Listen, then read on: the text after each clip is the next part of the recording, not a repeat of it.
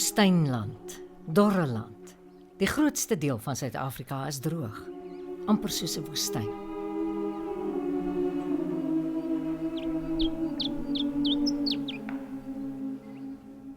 Water het nog altyd pioniers in Suid-Afrika se welmwee bepaal.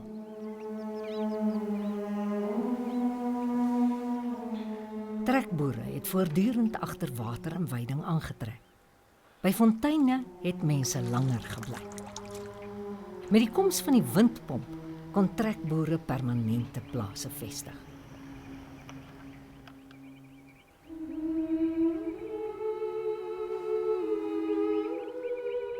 Hoe belangrik water vir ons voorvaders se oorlewing was, blyk uit die name wat hulle vir plase in nedersettings gegee het.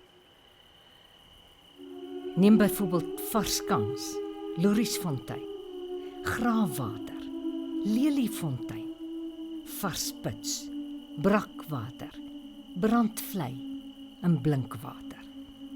En dan is daar natuurlik put sonder water. 'n Besoek aan put sonder water is 'n emosionele ervaring.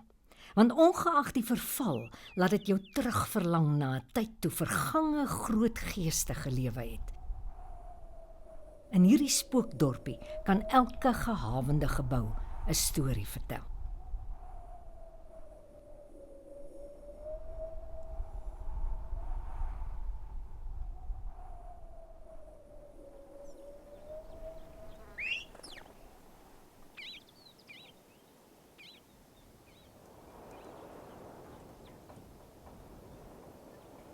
Put sonder water is tussen niks en nêrens. Upington, die naaste sentrum, is meer as 200 km vanaf put sonder water. Groblershoop aan die Oranje rivier is die naaste groot dorp. Kenhardt is sowat 80 km wes van put sonder water. Die tragedie van put sonder water is nie uniek in Suid-Afrika nie. Die agteruitgang van die Suid-Afrikaanse platteland het sedert die nuwe demokratiese bestel met rasseskrede versnel. Plattelanders is veral hard getref deur die verval van die spoorweë. Baie klein treinstasies het tot niet gegaan, soos put sonder water.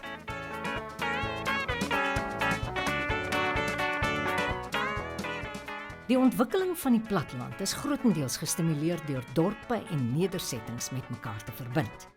Spoorlyne was 'n uitkoms vir mense wat nie hulle eie vervoer kon bekostig nie. Vir die uilbevolkte en uitgestrekte Noord-Kaap was die spoorstelsel 'n slagaar. En hiersonder sou die wêrelddeel nie ontwikkel het nie. Ook nie put sonder water nie. In 1914 oorlog, rebellie, toe het hulle vreeslik vinnig die spoorlyn uit net op Dragoner gekom, om toe tot by die Namibiese grens, natuurlik toe Suid-Wes-Afrika, wat moes nou Duits-Wes-Afrika was, het was mos Duitse gebied. So, die oorlogslyn was mos nou net bokant Upington. En toe het die spoorlyn so vinnig kan gebou, om hulle se troepe en hulle ammunisie tot in die grens te kry. Daar's baie stories oor die naam put sonder water. Een weergawe is dat 'n suiwige boer nie sterk water in 'n put met ander trekboere wou deel nie. Hy het dan net bloot gesê, die put is sonder water. Daar's ook ander verklaringe. Vroeger jare, voor daar mense gebly het, was dit mos nou maar op die trekpad. En as dit reën, dan was die put onder water. Want die put was in 'n pan, reg voor waar die huis nou is, was 'n pan en daar is die put gegrawe. En as dit gereën het, is die pan onder water, dan is die put onder water. En nie sonder water nie. Kyk, die diere kon water kry, maar die mense kon nie water skep, skoon water skep nie. Dus dan moet hulle maar verbyhou, want die put is nou onder water.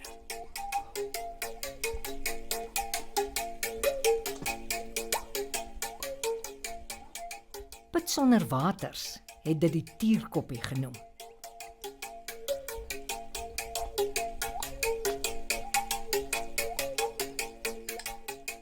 Die Noord-Kaap was honderde jare gelede die leefwêreld van die kooiherders en sanjagters. Dit was veral die san wat hulle stryd om oorlewing op klippe verewig het.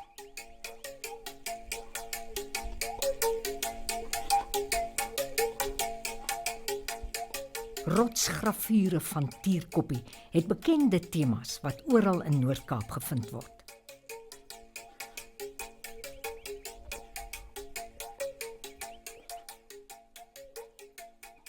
Op Tierkoppie se klippe is daar ook minder bekende tekeninge.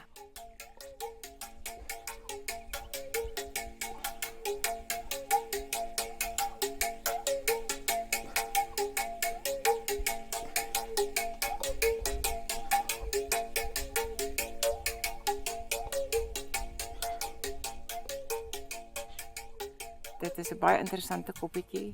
Hier en daar is daar nou, kan mens sien, daar was mense het hulle spore hier agtergelaat, maar vir my persoonlik is dit 'n baie diep koppietjie. Ek noem dit altyd die klippe praat met my. En hierdie klippe op Pitsonderwater se klippe praat. Hulle praat kliphard. Pitsonderwater is gestig deur Skotse pioniers wat in die laat 19de eeu in hierdie deel van die Noord-Kaap aangekom het. Hulle was die Connans. Die huidige eienaar van Pitsonderwater is Michael Loubser. Hy's 'n nasaat van die Connans. Dit was sy oupa grootjie, John George Connan, wat omstreeks 1900 die grond van 'n neef gekoop het. Ons staan nou hier by die gebouetjies waar my oupa gebly het met sy vrou. Ou kan sien hoe primitief dit daardie dae was. Die meeste gebouetjies was maar sinkhuisies gewees wat binne uitgepleister was. En in die gebouetjie is my ma ook gebore. So die ou mense het maar moet min klaar gekom. En dit is seker waarlik aan die gesegde gekom het van die Skotte wat so suinig was, maar hulle waardes het in ander belangriker dinge gelê as om lyks te lewe en so te wees. Vir Michael het sy kinderdae soos 'n familiesaamtrek van Connans gevoel. Hy het Pitsonderwater gesien kom en gaan. Baie van die Connans het die grootste deel van hulle lewens in Pitsonderwater gebly. Ek is nou myne Hugo op die oomblik. Ek was Connan. Ek is in die Kaap gebore, maand oud, Pitsonderwater toe gekom. En daarvan af het ek op Pitsonderwater gebly tot ek weg is skool toe. En later weer terug, toe ek gaan boer saam met my pa, en toe het ek later getroud, toe ek nou weer vergoed weg, so 50 jaar gelede. Die stasie was die hartklop wat die pas van Pitsonderwater se ontwikkeling aangegee het. In die begin van die vorige eeu het die Connans grond aan die spoorweg verhuur om 'n stasie te bou. Na die stasie se ontstaan hier, het hulle goedere hier afgelei wat dan per bus vervoer na Kenhardt toe geskied het.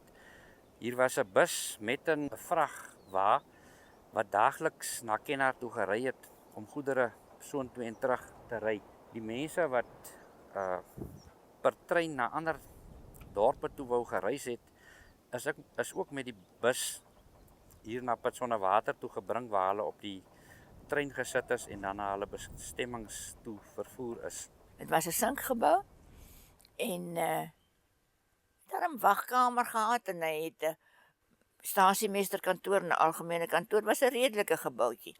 En toe het hulle hier in die 60er jare het hulle hy groot suursteen gebou opgesit. Maar kort daarna het padvervoer ingekom en en spoorweë het maar net te stadig geword. Soos ek nou hier staan, aan die regterkant en aan die ander kant, as ek so was ons kerkieskantoor. Betty Malgas is 'n boerling van Pitsonderwater.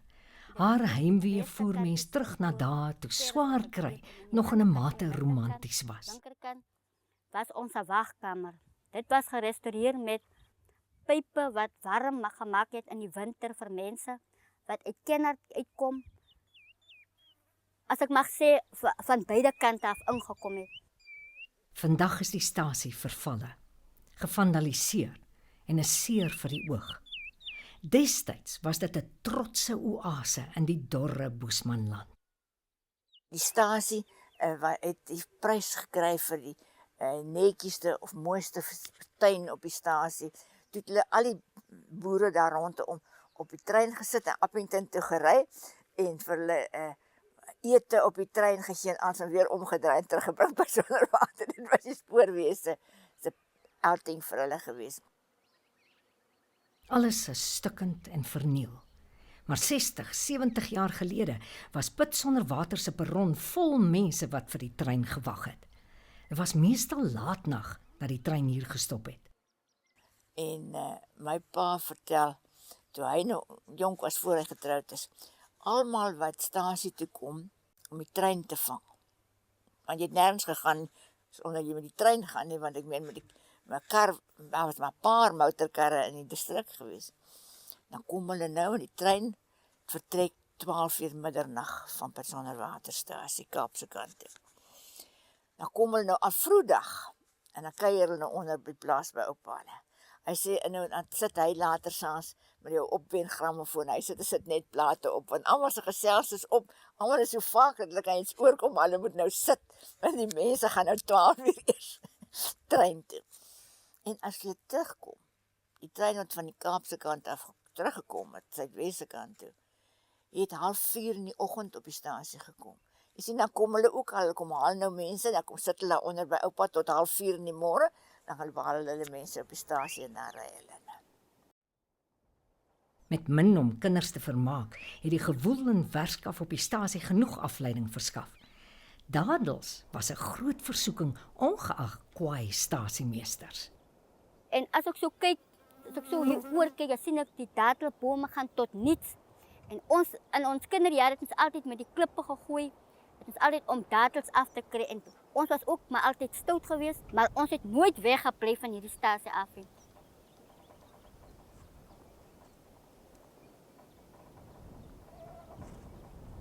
Pitsonderwater se bouvalle vertel 'n storie van verskillende klasse mense wat op mekaar gebly het. Almal het eenvoudig gelewe.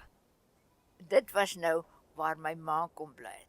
Sy was mos nou van die Kaap af.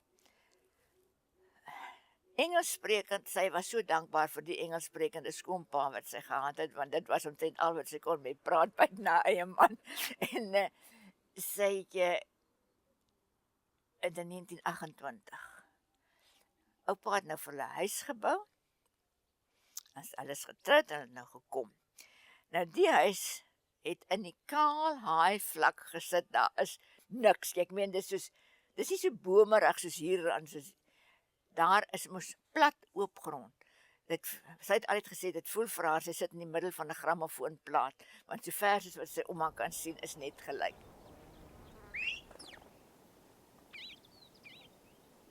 Van moderne geriewe was daar aan die begin daar glad nie sprake nie. Nie eens vir die Connons nie. Toe's daar nie water in die huis nie. En my pa moes toe 'n groot deel grond bewerk, want hy's vroegoggend uit vanaand teruggekom. Voor hy gaan sorg dat daar 2 emmers water in die kombuis is. Maar as hy opraak in die dag is hy op. En dan, my ma vertel, dan loop sy nou. En nou die ou volkies waar vertel, as jy fluit, dan waai die wind. Dan staan sy, dan hang sy nou die emmer op by die staanpyp, en dan staan sy nou daar, dan kyk sy, dan wil die wind nie waai nie, dan fluit sy fluit, maar die wind wil nie waai nie. Dan sê, het het party daar amper die emmer vol gehuil van frustrasie en nie, van nie water kry nie. En dit was, dit was seker hier by 1938, voor hulle daai sterk water by die huis geboor het. Wat hulle toe water in die huis gehad het, wat ons daarom ook nie water aangedra het vir 'n bad nie. Ek onthou as kind, dat ek voor die houtstoof, is daar 'n sinkbad saans gesit, water van die stoof af ingegooi, en daar het ek gebad voor die stoof in die kombuis.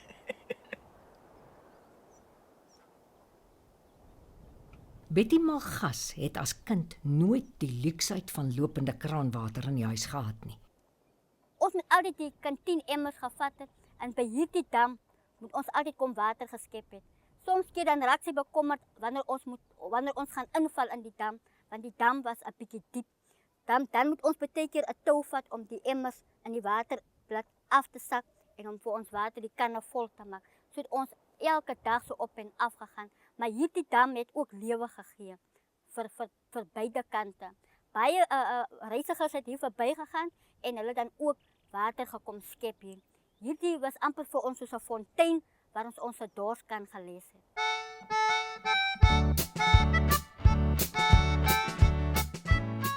Enige besoeker aan Pitsonderwater gaan staan een of ander tyd met verwondering voor die groot gebou met sy vervalle letters.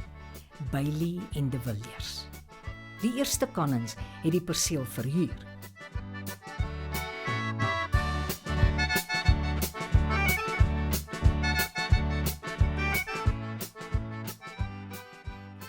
Ek weet nie of ou Paul Rose die eerste een was nie, maar ek raai hy was die eerste een wat die winkel gehad het.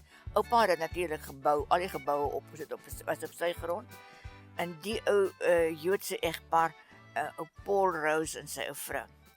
Hulle het die winkel en die hotel gebedryf. Hulle het die geboue gehuur by oupa. En toe, ou Paul het oud geword. Hy in die oorlogjare dit was vir hom moeilik om goed te kry en hy kon nie meer moeite doen nie. Die winkeltjie het vreeslik agteruit gegaan. En die enigste wettige manier wat hulle kon vir hom uitkry, was om te sê hulle wou self die ding bedryf. Dit was John George Connins se twee dogters, Greta Bailey en Jean de Villiers, wat besluit het om die winkel oor te neem. Hulle mans het die spoorwegstasie beheer. Betty Malgas het as kind dikwels met groot en verlangende oë na al die lekker dinge in die winkel gekyk. Sy onthou haar fyn waar elke item uitgestal was. In my kinderjare het ek onthou dit was Wyle Jan de Villiers se winkel. Soos ek gesê het, ons het inkopies gedoen, ons het gekry wat ons wou gehad het. Soos ek hier staan, as ek dan so opgewys was, die toonbank. En dit was altyd daardie toonbanke wat altyd so opgeslaan het, dan kan jy deurgaan om te gaan vat wat jy wil hê. Maar soos ek gesê het, hy was altyd baie vriendelik, maar ook kwaai. Hy het altyd niks gehou van verkeerde dinge of miskien stout kinders nie. Hier agter was sy pakstoor geweest. En hier agter was ook 'n kamer van hom. Daardie kant het die breekgoed altyd mooi in 'n glaskas gestaan. Soos ek gesê, die grocery plek was agter daar, die rakke so ingebou geweest. As ek kan onthou, toe ek nog 'n jong kind was, het ek altyd so 5 cent se hotnuts klontjies gekom koop. Dan kry ek 'n seker kardoesie vol. En dit was nog regtig in die goedkope jare. En as ek kan dink, 'n brood was 5 cent geweest en 'n klein pakkie suiker 10 cent. Dit was altyd die lekkerste jare. En nou sien ek, die jare het aangebreek met tyd van loop. Maar soos ek hier staan, ons was altyd geontvang. En as ek so kyk, die skale, ons het nou hierdie moderne skale, ons altyd die skale wat jy die hoe sê mens hy goedjies se naam? Daai istertjies wat jy so opsit.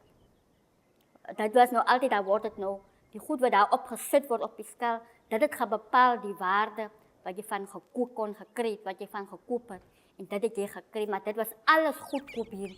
En ons was trots op ons winkel, Jan de Villiers. Wat ek kan onthou van die winkeltjie is die lekker reuk wat altyd hier in was van tabak. Dit laat 'n mens nogal terugdink na daardie dae toe die winkeltjie nog kwaai aan die gang was. Hier was op 'n stadium, hulle het 'n boek gehad waarin die mense op skuld kon koop. En die boek is nog in my besit en daar was tot 100 persone se name in die boek geskrywe. So dit kan vir julle 'n aanleiding gee van hoeveel mense daardie jare in hierdie kontry naby Pitsonderwater gebly het, wat hulle bestanddele hier op die stasie kom haal het. Pitsonderwater se mense kon ook by Gertruida se handelshuis basiese voorrade koop. As ek kan onthou, as hierdie gedeelte soos dit gesien word, was dit ook ruskamers om mense te ontvang wat van ver plekke afkom. Dit was mooi gerestoreer hier binne, maar soos dit nou lyk, kan ons sien, dit is geplunder. Maar toe dit nog in orde was, het Wyle Jan Steenkamp afgegaan na Johnny Loubser toe en gesê ek wil graag hierdie plek uit hier vir 'n winkel. Soos daar bo staan die naam Gertrude Handels. Hy sê hy het dit altyd vernoem na sy dogter. En so het hierdie plekkie weer lewe gekry. En so het ons maar altyd gekom en gegaan en gekom koop met die geldjie wat ons het. Want dit was vir ons te ver na Merridale toe of na Groblershoop toe om ons inkopies te gaan doen.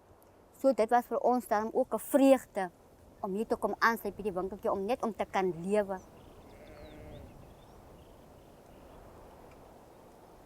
Daar's geen fout met Betty se geheue as sy oor die poskantoor in Pitsonderwater praat nie. Dit was ons poskantoor geweest toe hy nog in gebruik was. Ons het altyd ons seels, ons koeverte hier gekom koop. En wanneer ons wil 'n brief skryf om gepos te word, dan het ons dit altyd aan die ander kant ons briewe gekom pos. Maar voor ons die briewe moet gekom pos, moet dit eers gestempel word. En so was hierdie poskantoor in bewind geweest.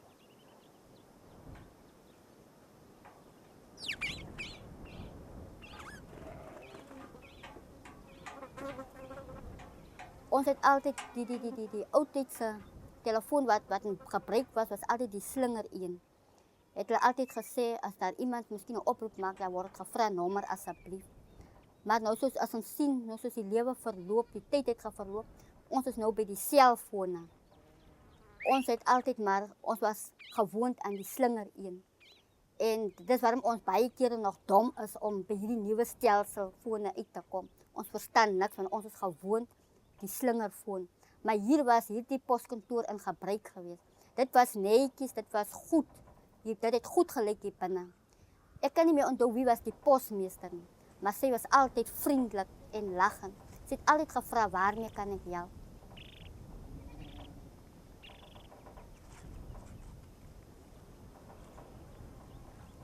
Maar kyk, die poskantoor was reg oor kan die stasie, omtrent tussen die winkel en die stasie was die poskantoor.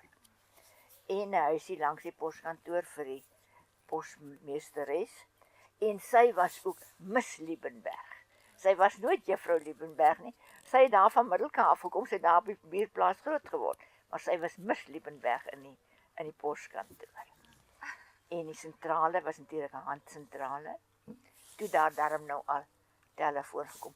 Min telefone, baie min. Ons het op Glencairn die eerste telefoon gekry in 1939, 1940. Maar dis as plaaslyne. En jy weet, is ook omtrent soos nommer asseblief, jy weet. As jy klaar gepraat het, dan weet die poskantoor en meeste van jou bure presies waaroor jy gepraat het. Ek weet my pa het altyd as hy met besigheidsoproepe doen, dan ry hy stasie toe. En dan gaan bel hy van die poskantoor van die callbox af. Ja. Want jy kan nie by partylyn besigheid praat nie, almal weet wat aangaan. Telefoonprobleme het dikwels uit 'n onverwagse oord gekom. Telefoonpale was gewilde plekke waar versamel voëls neste gemaak het. In reënweer het dit nat geword en kortsluitings veroorsaak. In Pitsonderwater was daar 'n man wat gereeld met sy fiets die telefoonpale geïnspekteer en neste verwyder het. Sy werk was glo om elke oggend dat hy met sy fiets gery en die versamelvoëlneste van die telefoonpale afgehaal. So het hy elke dag maar gery en die telefoonpale skoon gemaak en dan vanaand het hy maar weer terug daar op Pitsonderwater. Maar later het natuurbewaring ingekom en hulle het toe nou almal belet of hulle het toe nou vir Telkom belet om die versamelvoëlneste van die pale af te haal. Maar dit het nou eintlik vir ons baie moeilikheid veroorsaak. Want met die geringste reën dan het ons nie verbinding gehad nie. En tot vandag toe kon ons dit nou nog nie reg kry om weer die die versamelvoëlneste van die telefoonpale af te haal nie. So ons bly nou maar merendeel sonder verbinding. Daar's gedurende kortsluiting op die lyne.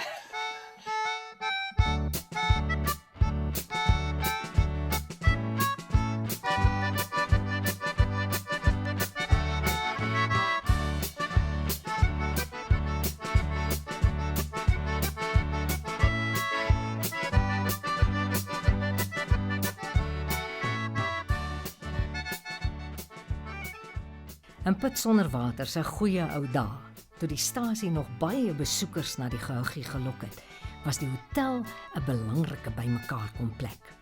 As die bouval tog maar net stories van ongewone besoekers kan vertel.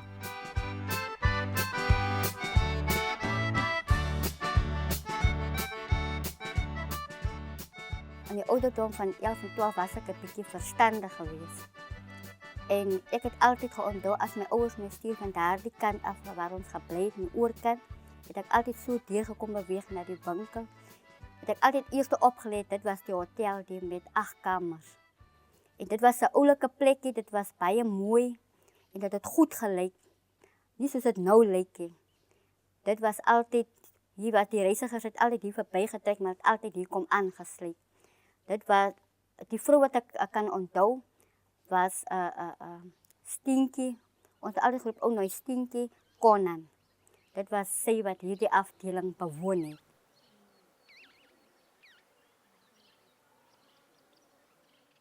Die eerste polisiekantoor in Pitsonderwater was nie Waffers nie.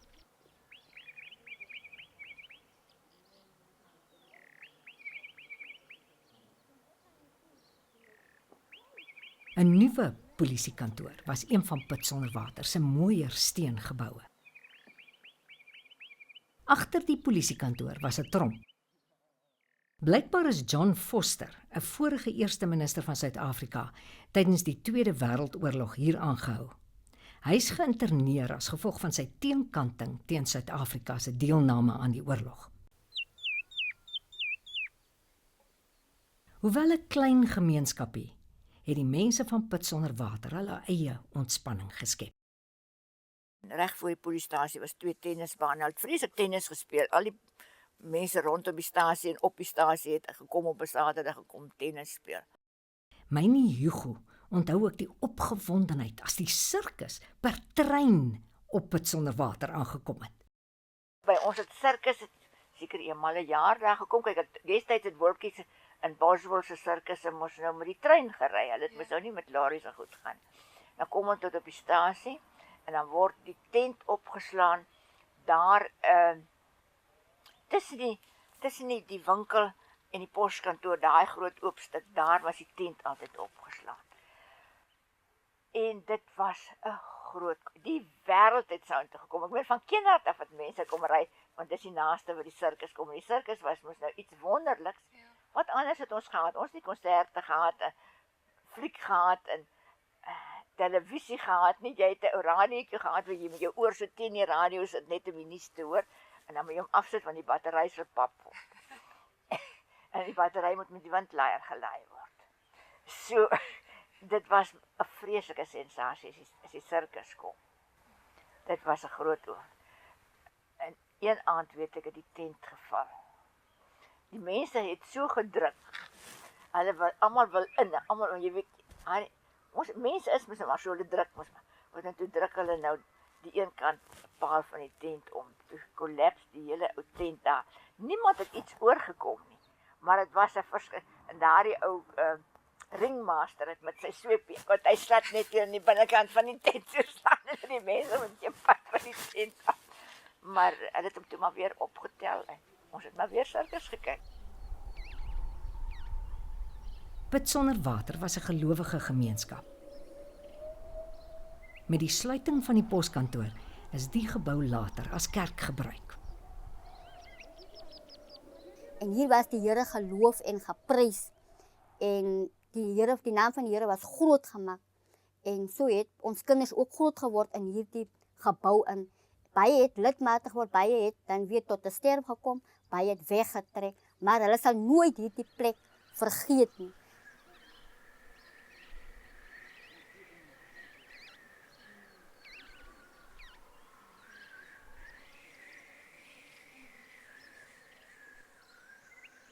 Aanderkant die spoor in die oop veld staan 'n interessante gebouetjie. Dit het ook as kerk gedien. Die kerk is met geld gebou wat onder die mense van Pitsonderwater ingesamel is. En omdat almal bygedra het die kerk nie aan 'n spesifieke groep behoort nie. Auntie Jean en Auntie Grieta het so koek gebak en brood. Auntie Jean het die wonderlikste brood gebak, net sulke groot wit brode, sulke hoë brode. En elke week het hulle gebak En die Grieta het nog masjienwerk ook gedoen, rokkies en goedjies gemaak wat sy aan die kleerlinge verkoop het. En so het hulle die geld bymekaar gemaak om daai kerk te bou. Want daar was nêrens vir die mense, hulle moes altyd in die garage of so iets om net om mekaar kerkdiens te hê. Toe het hulle die kerk gelaat bou, met die voorwaarde, enige gemeente mag daar kom kerk. Die Methodiste en die NG Kerk was eintlik nou maar die mense wat daar was, maar enige iemand anders wat wou, kon daai kerk gebruik. As ek reg onthou, in my kinderjare, hier het ek ook kerk gegaan, Sondagskool geloop. Dit was nog in bewind. En as ek so na my jare terugdink aan my jongste, hier het ek as volle lidmaat opgegroot. Ek was ook aangeneem in hierdie kerk en so het ek volle lidmaat geword. En vandag is ek dan ook dankbaar dat ek kan hier staan en my mond kan oop te maak om te kan sê dat hierdie kerk weet ons baie waardeer. Daarom is my pleidooi, as kenner, as Pitsonderwater weer herlewe, miskien herlewing terugkry, sal ek baie bly wees en trots wees as hierdie kerk weer kan sy deure oopgaan. Dit moet nie so toestaan nie, dit maak my hart seer wanneer hierdie deur so toestaan.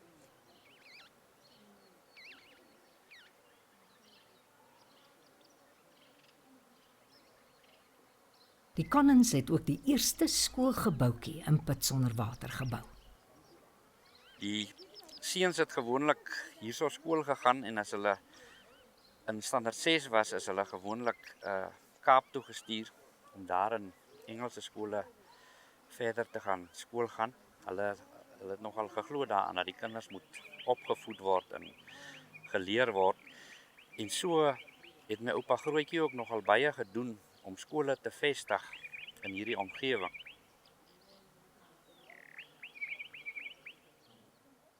Soos Pitsonderwater mettertyd leeggeloop het 'n nuwe skool grootendeels uit bruin kinders bestaan. 'n Naderende passasierstrein het hulle om verskeie redes opgewonde gemaak. Later van tyd het die trein net een keer 'n week gekom. Dit was 'n blou trein. En as die blou trein op die horison kom, jy kon hom uit die skoolvenster sien, dan skreeu hulle, juffrou, die passasiers kom. Dan laat gaan ek hulle tot by die spoor, en dan staan hulle daar, en dan kom hardloop hulle nou terug met wat hulle geoes het. Dit is seker nie 'n baie goeie ding nie, die departement sal dit nie goedkeur nie, maar vir my was dit menslik. Iets wat eintlik wat vir hulle lewe kan verryk, en die mense het gesien die nood en daarop gereageer.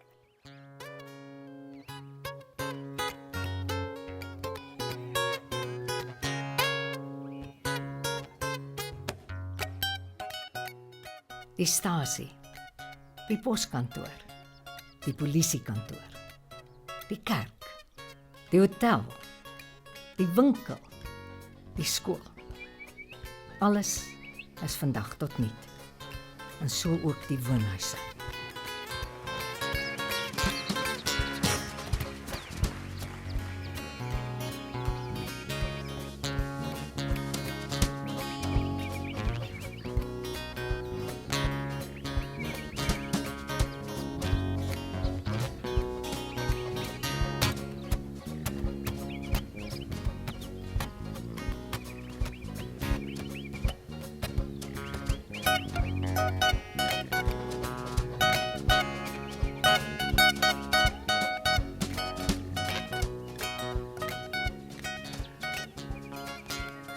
Al hierdie bouvalle kan boekdele vol stories vertel. Pitsonderwater is nog 'n slagoffer van die platteland wat besig is om leeg te loop. Bestaan daar nog hoop dat iets met hierdie romantiese gehuggie gedoen kan word? Ek wil graag eendag daar gaan aftree as my seun nou hier 'n vrou kry en hier in ons wêreld kom bly. Dan kan 'n mens miskien iets probeer aan die gang kry daar. Daar's nogal baie navraag oor die plekkie. Baie mense wil hê 'n mens moet 'n tipe van 'n gastehuis daar oopmaak. Of wat ek ook in gedagte het is miskien 'n klein museumpie of iets.